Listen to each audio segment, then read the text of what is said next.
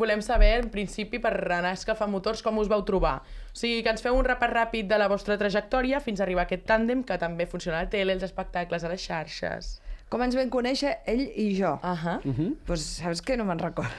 Mira, com la Judit Martín està calentando motores. Com vaig conèixer a la Judit Martín? Mira, jo tenia una companyia de teatre, estàvem en una companyia de teatre, al Llantiol, que feien Yamazuki, i ells estaven fent impro, en aquell moment estaven començant a fer un espectacle d'impro que es deia Zapping.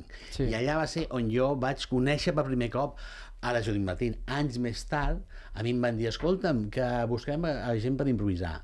A mi em feia pànic, però vaig dir, doncs vinga, vull improvisar. I aleshores allà ja vaig coincidir amb ella als assajos, i després ja estàvem al Teatre Neu, i del Teatre Neu vam fundar companyia pròpia, Impro Barcelona, després vam anar molt de la mà a la ràdio, amb el Versió, després al Polònia, i des d'entonces... Però en quin any vas entrar a la Impro? L'any que vaig entrar a la Impro va ser el 2008. Teníem 4 anyets. Déu-n'hi-do. Teníem 4 anyets nosaltres, Moltes gràcies. Teníeu 4 anys, De res. Sou del mateix any, vosaltres. del 2004. Pues sí, teníeu 4 anys. Pues imagina't, quan va començar...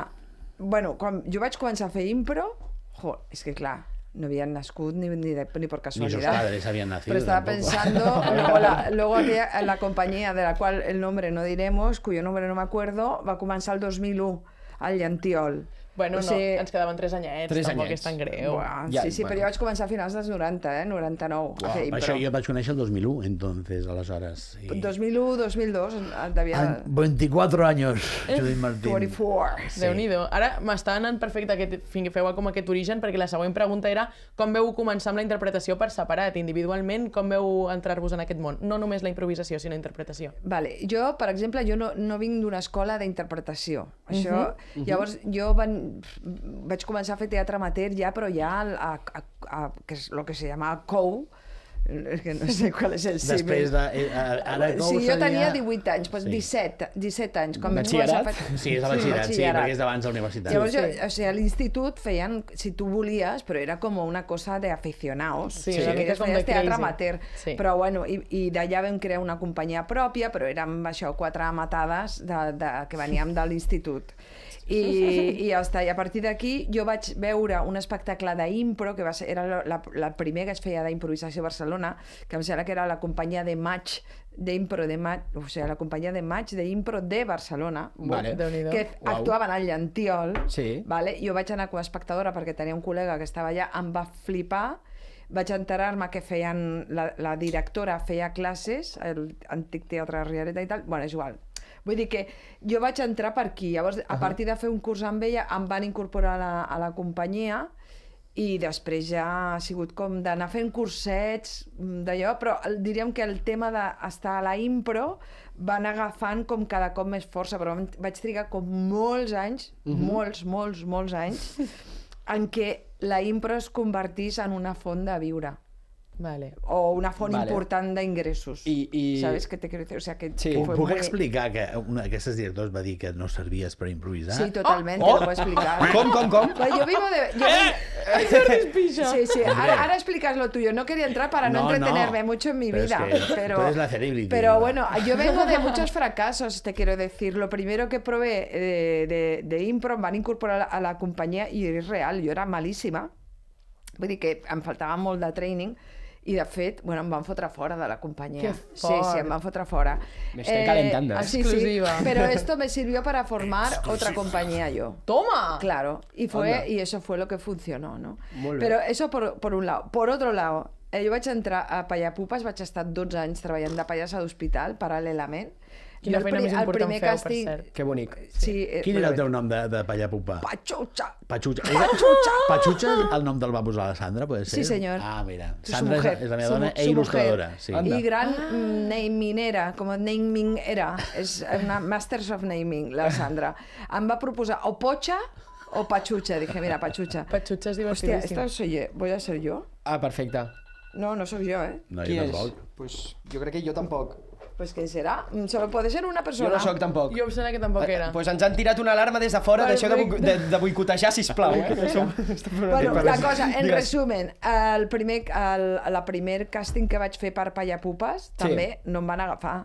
Va haver de passar un any per jo entrenar-me tal, no sé què, d'anar amb cursos de clown, tal, no sé què específicos, perquè em tornessin a agafar el segon càsting. Un any després em van agafar.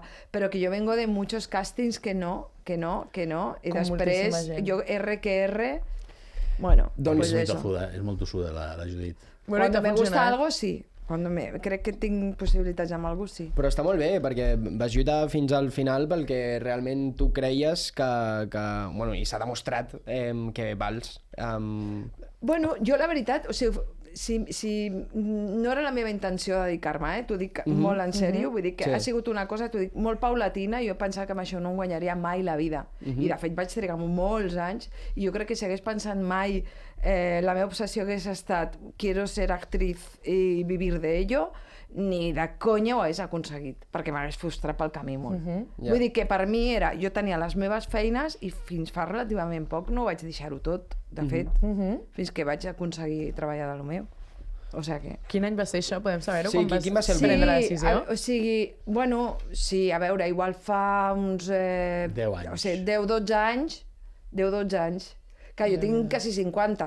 Vull dir, que jo als 30... Però no ho sembla, No Judit. ho sembla gens. Als 30 i pico va ser quan vaig deixar la feina meva, que era jo treballava a la Citroën, i llavors amb...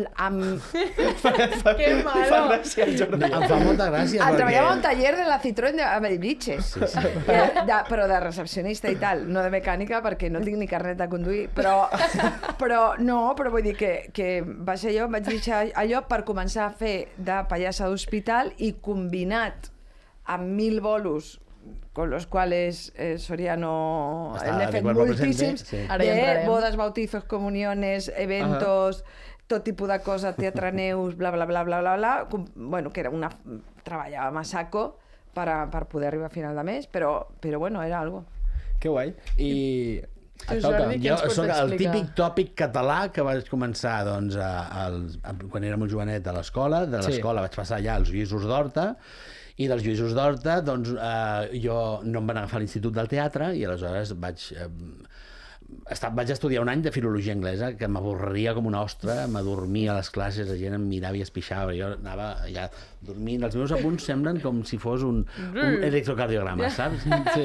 I aleshores vaig dir, escolta'm, jo no he entrat a l'institut però vull estudiar teatre, i aleshores mon pare va dir, vale, doncs si t'ho pagues tu, i res, vaig entrar un any de la meva vida, vaig treballar al Corte Inglés per poder-me combinar els estudis i treballar i pagar-me els estudis, estudis de teatre amb Albert i Tobias, perquè jo buscava escola i vaig anar a veure una obra que feia el Toni Albà que es deia L'Ombra, on ella feia com un treball de fregolismo, feia molts personatges i vaig veure que aquest home feia una cosa com de màscares humanes i vaig dir, hòstia, aquest home on t'ho aprèn? I em van dir, a l'escola Lecoq, i a Barcelona l'únic que havia fet Lecoq, l'únic que feia Lecoq puro i duro era Albert i Tobias a estudis de teatre. I després d'allà, doncs ja... Jo, o sigui, només he fet una feina que diguin que no sigui actor, que és aquesta del Corte Inglés, per pagar-me els estudis, i després sempre vaig anar empalmant el recorregut típic de sortir d'estudis de teatre i fer campanya escolar, que és el que realment et dona, bueno, te da unes tables i fas la mili.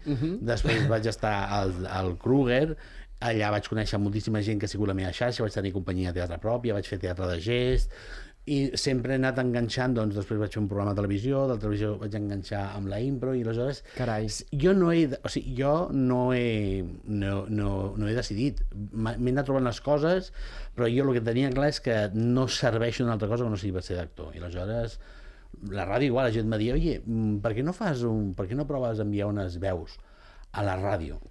I vaig enviar les veus a ràdio i vaig entrar a fer un estiu al Versió i em vaig quedar allà 4 temporades. Vull dir que sempre ha sigut allò... M'he anat trobant les coses, com la impro, no he dissenyat la meva carrera, però tinc clar que no sé hacer otra cosa.